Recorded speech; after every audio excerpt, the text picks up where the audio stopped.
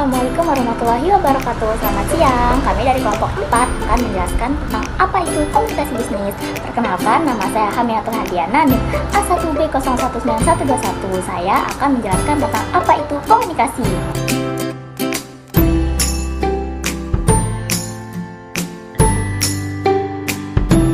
Komunikasi merupakan elemen yang penting untuk membentuk kehidupan bersosial yang lebih baik.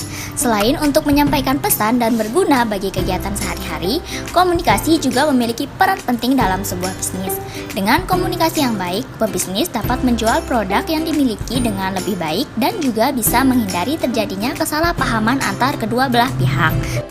Assalamualaikum warahmatullahi wabarakatuh. Nama saya Ferelia Anissa Tamima dengan NIM A1B019116. Saya dari kelompok 4 akan menjelaskan tentang jenis-jenis komunikasi yang perlu kita ketahui. Dalam bisnis, ada 3 jenis komunikasi yang harus kita ketahui, yaitu pertama, komunikasi horizontal. Komunikasi horizontal merupakan arah komunikasi dalam bentuk pendatar, di mana komunikasi dilakukan oleh 2 orang atau lebih yang memiliki level yang sama, jabatan yang sama, kedudukan atau posisi yang sama.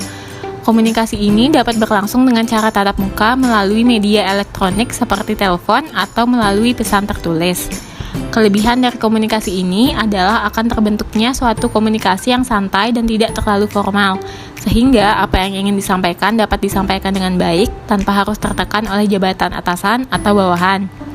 Akan tetapi, komunikasi horizontal juga dapat terhambat apabila ada kecemburuan sosial antara jabatan yang sama, kesalahpahaman, hambatan teknis, dan lain sebagainya. Kedua adalah komunikasi vertikal. Komunikasi vertikal merupakan proses penyampaian informasi dari atasan kepada bawahan atau dari bawahan kepada atasan secara timbal balik. Fungsi komunikasi ke bawah digunakan pimpinan untuk melaksanakan kebijaksanaan, prosedur kerja, peraturan, instruksi mengenai pelaksanaan kerja bawahan, menyampaikan pengarahan doktrinasi, evaluasi, dan teguran. Kelebihan komunikasi secara formal yaitu antara lain: 1. Memberikan pengertian mengenai laporan prestasi kerja, saran, usulan, opini, permohonan bantuan, dan keluhan. 2. Memperoleh informasi dari bawahan mengenai kegiatan dan pelaksanaan pekerjaan bawahan dari tingkat yang lebih rendah. 3. Bawahan tentulah berharap agar ide, saran, pendapat, tanggapan, maupun kritikannya dapat diterima dengan lapang dada dan hati terbuka oleh pimpinan. Yang ketiga adalah komunikasi diagonal. Komunikasi diagonal merupakan komunikasi yang berlangsung dari satu pihak kepada pihak lain dalam posisi yang berbeda, di mana kedua pihak tidak berada pada jalur struktur yang sama. Komunikasi diagonal merupakan pola komunikasi bisnis yang cukup unik karena agak menyimpang dari bentuk tradisional seperti komunikasi dari atasan ke bawahan, dari bawahan ke atasan, ataupun sesama pihak yang memiliki tingkatan yang sama. Kelebihan dari komunikasi ini adalah akan terjalinnya pertukaran informasi antara pihak yang mempunyai wewenang yang berbeda tanpa terjadinya tekanan antara atasan dan bawahan, sehingga komunikasi yang terjalin akan lebih luas dan fleksibel.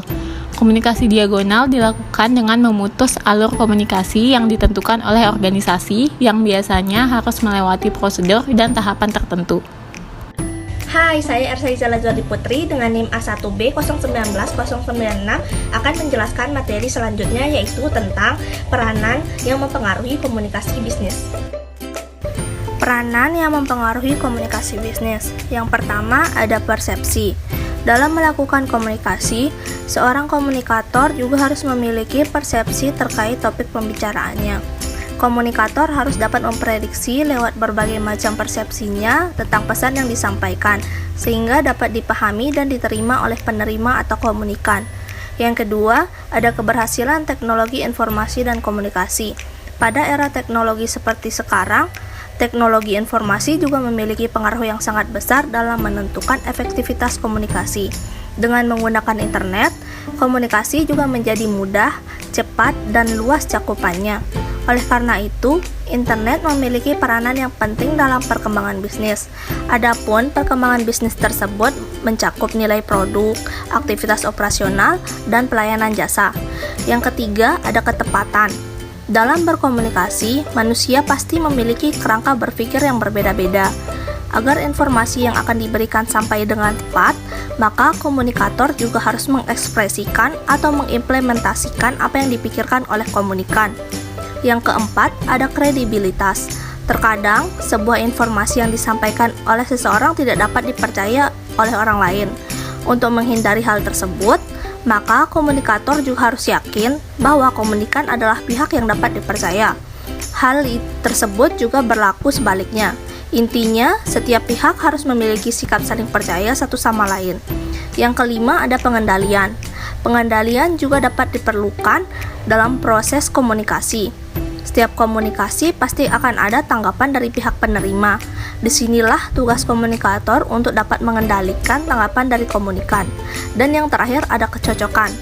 Seperti yang telah disebutkan di atas, dalam komunikasi harus ada kepercayaan dan hubungan baik yang harus dijaga, sehingga persahabatan antara perusahaan juga dapat terjalin dengan adanya komunikasi.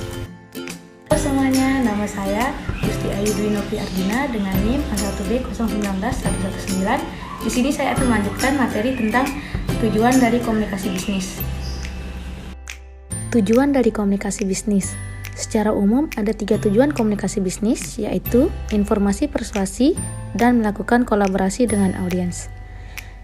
Yang pertama, memberi informasi.